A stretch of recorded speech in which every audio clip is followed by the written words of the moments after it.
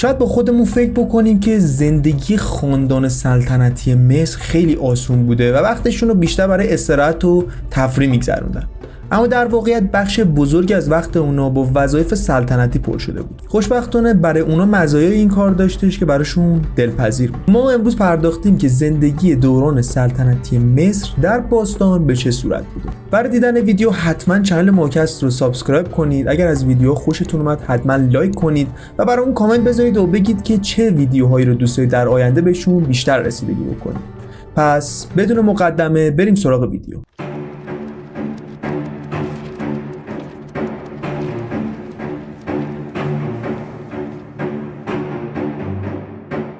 خب حالا وقتشه که در یک سفری طول و دراز بریم روی رود نیل و وارد زندگی روزمره یک خاندان سلطنتی مصر بشیم. از حدود سال 3150 تا 30 قبل از میلاد مصر تحت سلطه پادشاهان و ملکه‌ای به نام فرعون‌ها بود. فرعون‌ها علاوه بر نوشیدن شراب و خوردن غذاهای شبیه غذاهای پادشاهان روزای خودشون سعی می‌کردن نظارت بکنن به زندگی مذهبی، اقتصادی، فرهنگی و سیاسی مصری‌ها. بیشتر وقت بیداریشون رو فرعون‌ها سعی می‌کردن با مردم بگذرونن. اگه شما یه فرد درونگرا هستید احتمالاً اگر به سلطنتی تو مصر میرسیدید هیچ وقت یه لحظه هم تنها نمی‌موندید. اعضای همراهی که توی سلطنتی بودن شامل مقامات و اعضای خانواده و خدمه نجیب و نگهبان سلطنتی بودن که همیشه همراهتون بودن. خوشبختانه برای خاندان سلطنتی اونا بیشتر اوقاتشون رو میتونستن انتخاب بکنن که چه کسی کنارشون باشه و معمولا دوستان و بستگانشون رو به عنوان موقعیت‌های دلپذیرشون میگماشتن. کاری که ما الان اسمشو میذاریم پارتی بازی و با خودمون فکر میکنیم که یه اتفاق مدرنه، ولی خب اینطوری نیست و قدمت خیلی طول و درازداری داره. تا حالا فکر کردی چقدر لباس پوشیدن و بعد از هم اومدن و خودتو خوش کردن اینو چقدر کار سختیه؟ اگر سلطنتی بودید خوش شانس بودید، به خاطر اینکه بعد از بیدار شدنتون فرعون‌ها با خدمه خودشون مواجه میشدن که اونها رو برای روزشون آماده میکردن. این موقعیت‌ها خدمه‌ها رو به فرعون‌ها نزدیکتر میکرد و خدمه‌ها همچنین فرعون‌ها رو حموم میکردن. برخی از فرعون‌ها مثل هتشپسو دوست داشتن که با روغنای معطر خودشون خشوع کنن تا جایگاهشون بلند مرتبه‌تر به نظر برسه.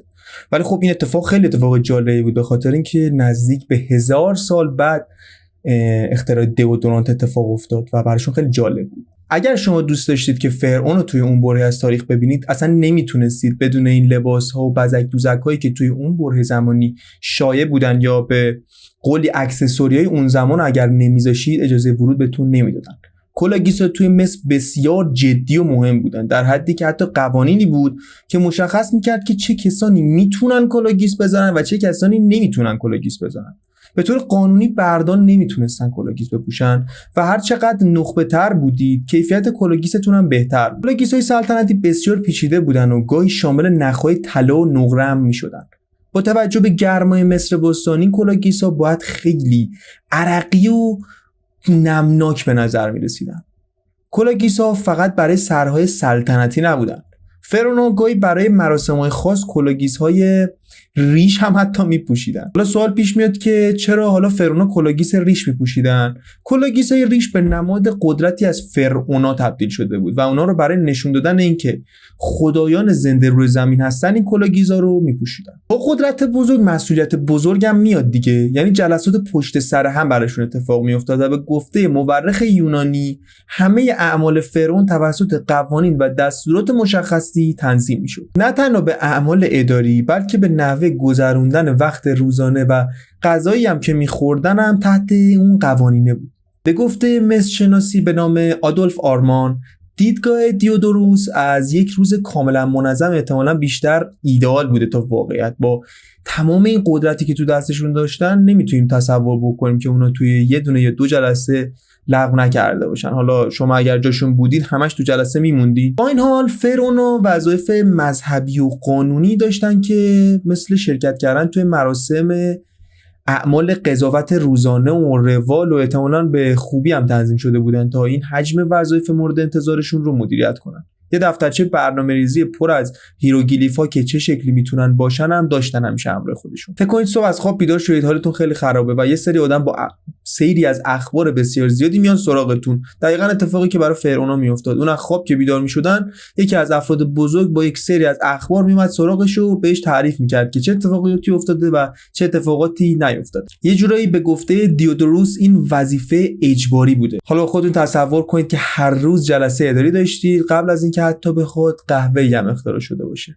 توی اون زمان لیموزین یا ماشین اسپورت هنوز اختراع نشده بود، اما به این معنا هم نیستش که فرعونا استایل سفر خاص خودشون رو نداشتن. تا حالا چیزی راجع به صندلی سدان یا سدان شنیدین؟ اینا در اصل ماشین نبودن، ولی خب با یه سری میله‌های خیلی بلندی از روشون یه تختی رو میذاشتن روی اون میله‌ها و با اون تخته برمی داشتن فرعون رو میبردن. هر زمان که فرعون از مجموعه کاخ خارج میشد، البته خب شاید این سدانا خیلی مثل فراری لوکس به نظر نرسن، ولی خب اونا تهویه مطبوعی رو به شکل حاملان بادبزن سلطنتی به خودشون داشتن که هوا رو براشون قابل تحمل میکرد. شغل یک حامل بادبزن میتونست نشون دهنده یک رابطه نزدیک شخصی با فرعون باشه و گفته شده که این حاملان بادبزن ممکنه بخشی از گارد محافظ فرعون هم بوده باشن.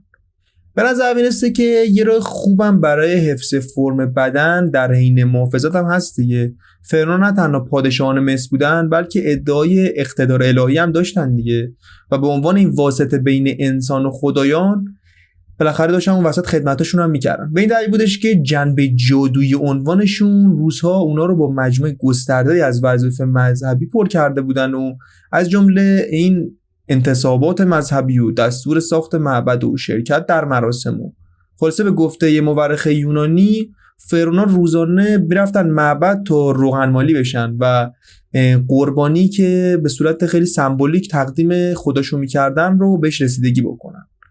یه جوری برای فرم و حفظ پادشاهیشون بود دیگه. حتی اگه این فرعونا همیشه به طور فیزیکی توی مراسم حضور نداشتن، می آوردن مجسمه‌هاشون رو میذاشتن اونجا که بگن آقا فرعون هنوزم حضور داره، شاید جسمن اینجا نباشه ولی ما نمادی رو ازش اینجا گذاشتیم. تا با خودتون آرزو کرد که بتونید یه جلسه رو رد بکنید و فقط یه مجسمه رو بذارید به جای خودتون؟ قطعاً مزایای اینو داشتید اگر فرعون بودید که با یه مجسمه کارتون رو حل بکنید. در حالی که عامه مردم مصر عمدتاً از نون و آبجو و سبزیجات و ماهی تغذیه می‌کردن، خانواده‌های سلطنتی از رژیم غذایی بسیار تجملاتی تری برخوردار بودند. ضیافت‌های سلطنتی ممکن بود شامل غذاهایی مثل قاز، گاو، میوه‌های تازه مثل خرما و انجیر و نوشیدنی‌های انتخابی دربار و شراب و اکثرا مصری‌ها براشون این چیزا دستی نیافتنی بود دیگه. ولی خب به نظر ما میرسه که خیلی ساده بود براشون که این اتفاق بیفته دیگه. در زمانی که هیچ کسی از مواد غذایی خاصی برخوردار نبود، شما برخوردار بودید، میتونستید به جای آبجوی اونا از شراب استفاده بکنید. خلاصه این بود یک روز به عنوان یک سلطنتی در مصر باستان. اگر از این ویدیو خوشتون اومد حتما لایک کنید، برای دوستاتون بفرستید، کانال رو سابسکرایب کنید و برامون کامنت بذارید و بنویسید که دوست دارید توی ویدیوهای آینده راجع به چه موضوعاتی بیشتر صحبت بشه. پس تا دیدار دیگر، بدرود.